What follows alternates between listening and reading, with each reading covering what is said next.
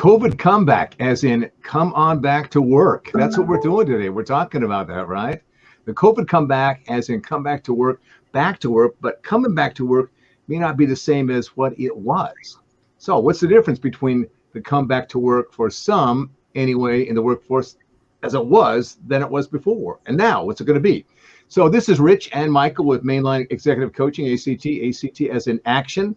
ACT is also an acronym for and cultural transformation. And that's what we are talking about today. It is definitely about cultural transformation, how leaders change and can change and maybe even must change in leading their organizations going forward. We have with us Dirk Van Der Vaart with us again. He is one of a genuinely outstanding executive coach and talented executive in his own pedigree, in his own background. He is one of John's great ILC coaches here. And so we welcome you, Dirk. Let's start here with, we had a little bit of conversation about, tell us your take on the post-pandemic workforce and coming back and all that stuff. Yeah, absolutely. And first and foremost, thanks for having me here. As you said, I've had the opportunity to share some time with you and your listeners before, and it's been a great time. So I'm really excited to be back with you guys in the studio and with your listeners out there. So great times. Yeah. So this is kind of a big mouthful, right? That we're talking about here. This come back to work, and what does come back to work mean? Let me take a step back before the pandemic happened. And if you go back and look about 2 to 3 years ago, in all the literature around leadership and culture within the workplace, there started to be a trend and there started to be a big shift in what work environments and what work really meant. And it really is wrapped up in this idea of social justice or social welfare. One might even say wokeism to a certain extent, but what does that really mean, right? What that research was showing is that from an employee, okay, let's talk about employees, not necessarily leaders, but from an employee perspective, what began to become more important than salary or corporate profits or corporate success was this notion of, does my company do good things? Is my work valuable and meaningful work? And second, am I appreciated and valued? Not necessarily always rewarded, although that's a component, but am I appreciated and valued and recognized for my contribution to that valuable and good work, right? The pandemic now, because it forced everyone to spend a year sitting at home and working remotely, really shone a huge spotlight on that. And it caused this complete shift in how we perceive what it means to go to work. We all started looking more and more like gig workers, right? We were happily sitting at our kitchen tables and, in our spare bedrooms doing our job. And in many cases, we found out not only could we do it really well, but in some cases we could do it even better. And productivity rose during this pandemic for a lot of organizations. But it really signifies a not so subtle shift in who we need to be as leaders, given that mentality and that cultural shift. And to put it in a nutshell, guys like the three of us, and we're all got, some of our listeners aren't seeing us, but hearing us, I don't mind saying we've all got a lot of gray on our faces and on our heads, right? So we come from an older generation that was really trained in your job as a leader is all about shareholder value, right? Get those results, increase that margin, get productivity, constant growth, right? All of us that had profit and loss responsibility, you were measured really on, are you growing? Are you getting 30% EBITDA? Are you getting market share increases? Is your profitability going up? And that's what we would hammer into the workforce, right? We'd show them these reports, we'd show them the graphs and say, hey guys, we're off our numbers this month, this week, this quarter. And we'd crack the whip and say, we gotta get these numbers up. We gotta do better. And if somebody wasn't cutting it, boy, it didn't take very long before out the door they went saying, hey, buddy, you're not producing. We tied our salaries to it. We tied our variable comp to it. Everything was about producing this result. And what we're seeing now, more so than ever as a result of COVID, is that as leaders, we need to figure out how to access that result, but by being more human, by leading more from the heart than from the head. And how do we engage our employees and get them to believe and get them to be cognizant that they're part of an organization that does important work and that they are important contributors to that work? And if we can do that successfully, the numbers and all the other stuff comes. It's a result. It's an outcome of having that engaged, charged, motivated workforce. And the tools that we need to use to create that today in the come back to work environment, I believe, are vastly different than the tools we used maybe 18 months ago. And so that's a long way around the barn, but I think that's at the heart of what I think is a complete paradigm shift for leadership in the post-pandemic world. Yeah, I would say it has been a complete paradigm shift. I absolutely agree with you. And we are working with a different generation that has a different paradigm about work and life and so on. And so there's probably people that are listening to us and going, yeah, that's exactly right. And there's other people going, what is that all about? What are we even talking about here, right? There's some of that stuff going on. So here's what I'd like to do. I'd like to start moving and massaging this discussion a little bit. And so I'm going to ask Rich this. You are a guy who came out of manufacturing, was manufacturing, medical manufacturing for a lot of years, did a lot of good work leading your teams, being very, very successful, have an incredible record, a performance record over those years. Help us to start understanding this idea of the numbers and then start moving us in the direction of numbers and data and all that stuff. You know, how does that then start happening now with the relationships between employees and employees and employees and leaders and all that kind of stuff? Well, I think Dirk hit it on the head with a couple of the issues he talked about, how, you know, kind of the old school thought was just simply numbers driven organizations. And now, you know, you see a lot of data. There's so much data out there available. It's what you do with that data and who's going to do it. You know, I'm going to give you a couple of examples. Numbers-driven organizations, you know, the value of their data is based simply on the data alone, the numbers. Where a data-driven organization would be more somebody that's going to take that data and really come to some, you know, some conclusions, some insights on the data. They're going to come to why did we get this data versus simply this is where we're at. You know, presentations and discussions with numbers-driven organizations going to be focused on that metric, those numbers, where data-driven organizations are going to want to come to conclusions. They're going to make decisions and come to actions and find out who is the best teammates, who's the best, you know, the people. How can we engage everybody to get this data and find out the conclusions? You know, here's the other thing too, is numbers-driven organizations, and I'm going to use the term managers and leaders, okay? Mm-hmm. Managers are focused simply on that specific number. The biggest fear is being able to hit that number. Mm-hmm. And whereas with, you know, data-driven organizations, you know, the fear is not the number, it's not being able to come up with a clear solution, you know, and where that number come from and how can we drive that forward. And so there's a lot of different mindsets around this. Here's the thing, there may even be a one-off where some of these numbers-driven organizations are going to hit their numbers. And, you know, all this backslapping, and, you know, we talked about this, you know, bigger plaques on the outside of their door, big bonuses for management, whatever. But there's no real understanding of how they got to those numbers. Mm-hmm. And so they're going to raise that bar because we hit it now, so let's hit it next time, with no clear understanding how they got there and how they're going to improve. So it really comes down to, like Dirk said, how can we as leaders help these individuals in our organization feel like we're actually doing something. We're including them. We're bigger than just a Zoom, you know, screen, virtual screen where everybody's working at home. How are we bigger than this? You know, there's a big paradigm shift, and it becomes the difference between a manager and a leader. It really does. Management skills, okay, you look at all these numbers. What are you going to do with those numbers as a leader? Yep. Well, you know, it's an interesting thing. Managers are put in those managerial positions for a reason. I mean, they really are. They are the drivers of those numbers. So we can't say that managers are like the bad guys because No, absolutely not.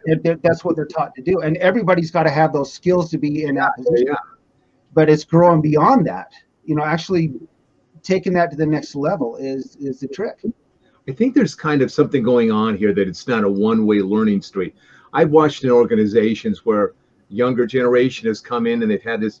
I kind of some ways see, and I may be mistaken about this, Dirk, and you can correct me if I'm mistaken, is kind of this collegial, we're doing good things and, we're belonging and we want to feel part of, and there's that kind of collegial feeling about all of that.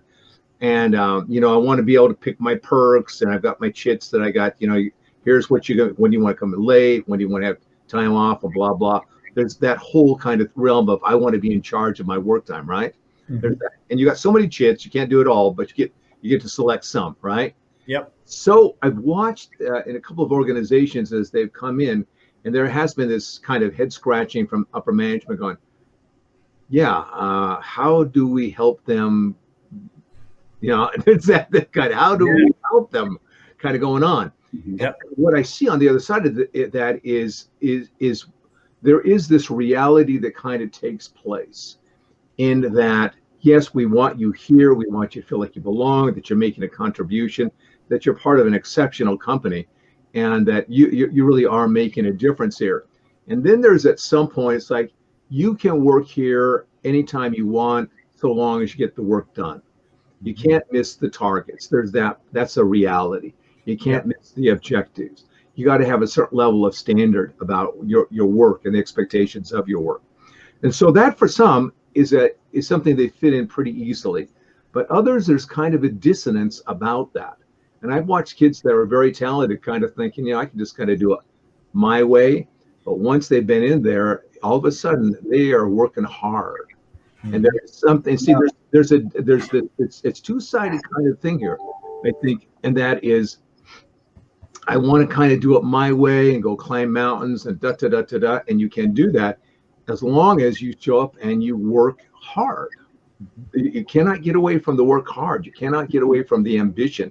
There's a sense of conscientiousness and diligence and working hard and working with the team. Those are real things. So as I take a look at what you're talking about here, it kind of looks like it's all on the leader's part to be able to see things and work with people in a different kind of way. We call that being agile and pivoting and moving in a lot of different positions as you're working with your people. And at the same time, there's this necessity of the employee responding or reciprocating. Yes. It is really, it's almost more like a dance. It's not like I'm just laying the gun down and this is the way I want it. There's a whole lot of give and take in that whole process. And I think what you're bringing to us is that the wisdom of leaders has become a lot broader, has become a lot deeper, has become a lot more thorough. It's, as you said in our conversation, you take a look at a lot of these leaders, the things that they don't particularly do really, really well on is relationship building. Mm-hmm. They're not really particularly good at creativity and communication. They kind of lack in those areas, which would also indicate that whole thing about data and da-da-da-da-da-da. So how then do we do it? Let me ask you this question, because we have an outline, but I think we're going in kind of a different direction. Dirk, you've been in those positions. You've held those kinds of positions. You've worked with those kind of people. What is it that you do to help, number one, get their attention? This is an important pivot, not only for you in your career as a leader, it's also an important pivot in your organization and your teams. That this isn't something that's just theoretical. This is kind of a new world in which you're operating. How can I help you see it? And how can I help you get there? Yeah, that's a awesome question, Maikel. And my suspicion is if the three of us really got into this, we'd probably be writing a book, because there's a whole lot of meat on this bone, right?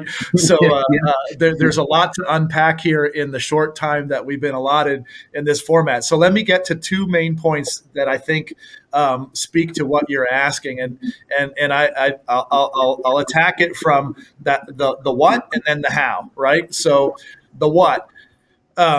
most people that are in executive leadership positions, unless it's a family business and they happen to inherit the position because they're a member of the family, most of us leaders got to our leadership positions because we're pretty good at what we do and we have a pretty broad tool set of things that we can access that most others either don't or haven't, and that's why we're leaders and others aren't, right?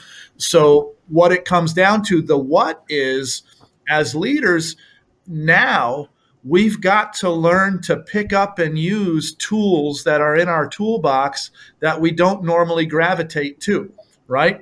All of us have a set of tools in our toolbox. Some of those tools are dominant. In other words, when we're faced with uncertainty or when we're faced with stress or we have to make a decision, we're likely to grab that tool first, whether or not it's the most appropriate tool for what you're trying to do. All right, let's take that Tim the Tool Man a little further. If my dominant trait as a leader is the hammer, regardless of what situation I'm confronted with, the first thing I'm going to reach into my box and pull out is a hammer, and I'm going to use that hammer, right? I'm going to start hammering things. But maybe it's a Phillips head screw. And what I should have done is reached in and got my Phillips head screwdriver and started turning instead of beating, right? That's a long stretch, but I hope the listeners are staying with me on this. So that's the what. We've got to learn to access different tools in our toolbox that we all have that maybe we don't ordinarily do naturally. The how is today, leadership, I think, requires a much greater degree of self-awareness than we've ever had to have before as leaders, right? We have to have the internal, some people refer to this as emotional intelligence, perhaps. We like to call it intelligent leadership here at ILEC. But really what it comes down to is being able to look within yourself, understand what are the elements of my character that drive how I think, how I view the world, how I react to situations. How I think and how I react is what governs my emotion, how I feel, and how I feel drives how I behave. That's how I show up in my leadership capacity. The only thing my team sees is how I behave, right? And if I want to change how I behave and I want to change my impact on my team, I have to have a deeper understanding of how I think and feel than I've ever had before. Right. And so that's really what this paradigm is coming about in terms of leading in the new reality is you've got to learn to access those tools that are not intrinsic to the kind of school of leadership that most of us have come up and through. And I'm going to make a shameless pitch here and say the best way to do that is work with an executive coach like the three of us, because we've got the tools and we can help executives work through a very structured process for arriving at that level of self-understanding that then says, hey, when I'm in that board meeting and something pops up that I wasn't expecting, instead of grabbing the hammer, I'll be like, oh, wait a minute, this one needs a wrench. And I'll grab the wrench instead, and I will have a much more positive and much more transformational impact as a leader than I would have had if I was an old school leader, grabbed my hammer and started flailing away with it, right? Yeah. So the thing here about is this. Everybody, there was a study done about how much people think they are self-aware. How much are they really aware? 90% of the people thought, I'm pretty doggone aware. I really am. And they went back and they asked some deeper questions about all that. And they found, no, actually, you're not. It's probably like 80% are not aware. And on a good day, maybe 15% are actually aware. Yeah. So bringing it back now, because I think that's part of it. The idea of this of being, humility and teachable and courageous and brave and all those things to step out of just using the hammer to drive the results, right? Yep. So there's more tools there. So there's no possibilities. The first thing is to be able to say, maybe I'm not getting the results that I want. Maybe looking at turnover, maybe looking at motivation in my company, maybe looking at seeing the team and how the team is actually working. Look at those indicators that are telling you that you may not want to see, that you may not want to own up to, because, at some point it does come back to you, right? So then the key thing is say, if I'm not getting what I want and I'm not seeing clearly what it is that I'm doing, I may need another pair of eyes. Mm-hmm. That's maybe what's really going on here. And that's a brave move. That's a courageous move. So Rich, pick that up and say, okay, I am a serious guy or a serious gal. I want to do well in my role. I want my teams and organization to do well. Something's missing. I don't know what it is. And I'm going to call you up and you're going to tell me what. Okay. Well, I'm going to tell you that you've put the cart before the horse. What you've done, a lot of people really focus on those things that people see in us. Communication skills, team building skills, strategic thinking, all those things that really, on the outside, people see in us as a leader. And so there's a lot of books out there, a lot of seminars, name it. You can go out and you can really focus on those things. But the problem is you've put, like I said, you put the cart before the horse, because it's really your character, your values, your beliefs, your inner core that drives and ignites that outer core. So it's really learning who you are inside first. And not so much your personality. Well, your personality, yes, but the personality traits that are driving your leadership skills. Those things that everybody sees on the outside. And so the focus needs to be, who am I on the inside? What is my leadership skills? What's really driving, those things that everybody are seeing?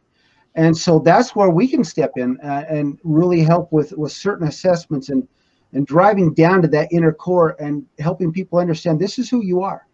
This is what's driving your leadership abilities, and this is where you need to work on in order to develop those skills. You can't just go out there and say, well, I read a book on communication skills. This is what I got to do, and I'm going to get better. It doesn't work that way, because internally, unless you fix what's going on internally and understand what's going on internally, that external circle is not going to fire. It's not going to ignite. And I think that's where a lot of people get that wrong. A lot of folks are getting that wrong nowadays. And so there's a big drive and a big focus on the inner core. And that's really where we start. And it's part of that, prescription without diagnosis is malpractice. And it works with coaching as well.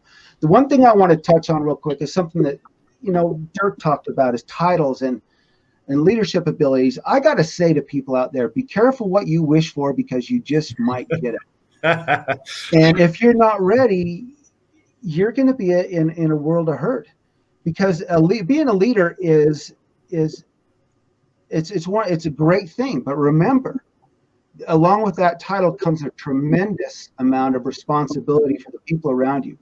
You can impact that person's entire career path, those people that work for you, if you're not, positively or negatively. You can and stepping into that title, if you're not ready, you can, send yourself down the wrong path for your career. Yep. So like I said, and I laugh because everybody's got to have a title nowadays. There's a title, everybody's got a title.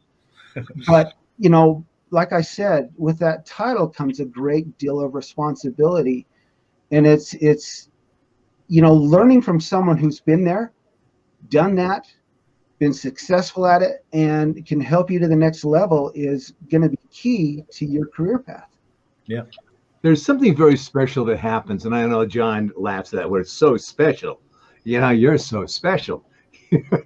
Helping everybody, calm down, get a little humble there, right?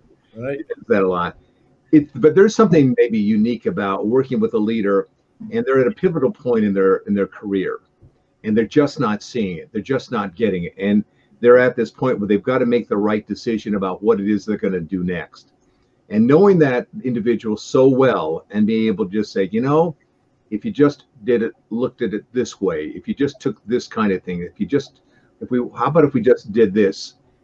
And they're not sure about it. And then they go and do the thing. They test out the thing that you see clearly as a coach that they're not seeing. And then they come back and they said, it worked. Mm. And it made all the difference in their career from that point on. Yeah. They couldn't see it. They're bright. They're talented. Some of these folks are absolutely brilliant. But because you're brilliant doesn't mean that you see it all or that you get it all. Everybody needs to be able to step back and have somebody there saying, how about this? Have you thought about that? Yeah. What if we just did it a little bit differently? And that's really that relationship that can happen with the best coaches and the most open kinds of leaders. Something magical happens that would never have happened otherwise. Yeah. All right, Dirk, if they want to get a hold of you, you're an impressive guy. Who would want to talk to you? Right. How do they do it? The easiest way is dirkvandervaart.com. And everything you'll want to know, it will pop up there.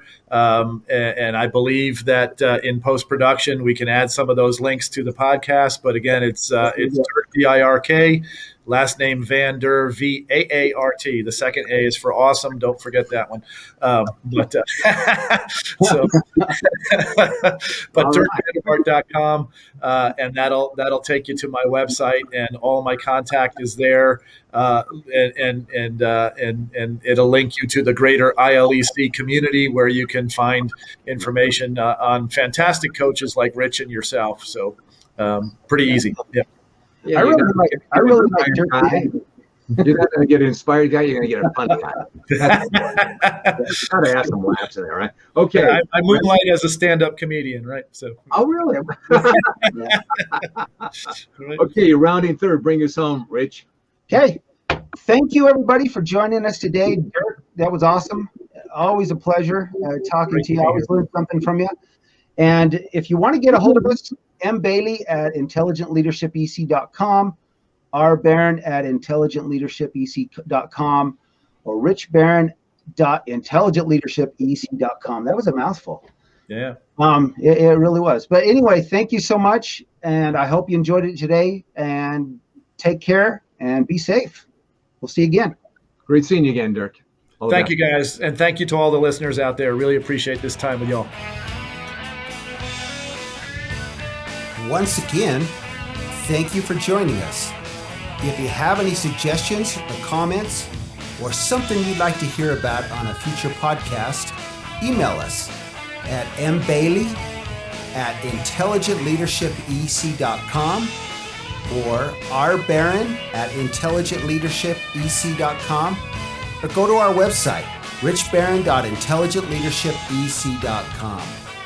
Once again, thank you and take care.